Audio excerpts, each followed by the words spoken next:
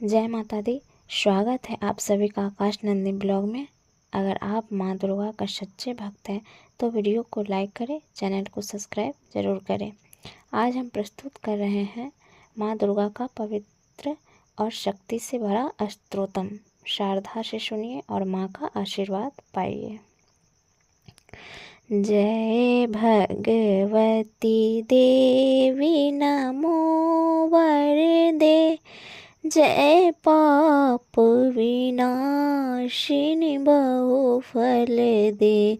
जय भगवती देवी नमो वरदे, जय पाप विनाशिनी बहुफल दे। जय शुंभ निशुंभ कपाल धरे, प्रणमामि तु देवी नरार्ति हरे। जय चंद्र दिवाकर नेत्र धरे, जय पावक भूषित वक्त्र वरे।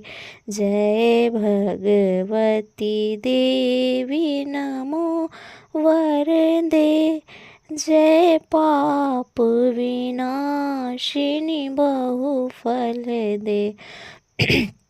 जय भैरव देह लीन परे, जय अंधक दैत्य विशोष करे। जय महिष मर्दिनी शूल करे, जय लोक समस्त का पाप हरे। जय देवी पितामह विष्णु नुते, जय भास्कर शाक्र शिरोवनते। जय भगवती देवी नमो वरदे, जय पाप विनाशिनी बहुफल दे। जय षण्मुख सायुध ईश नुते, जय सागर गामिनी शंभु नुते।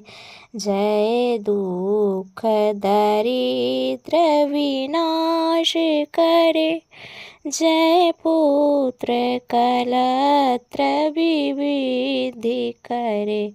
जय भगवती देवी नमो वरदे, जय पाप विनाशिनी बहुफल दे। जय देवी समस्त शरीर धरे, जय नाक विदर्शिनी दुख हरे। जय व्याधि विनाशिनी मोक्ष करे, जय वांछित दायिनी सिद्धि वरे।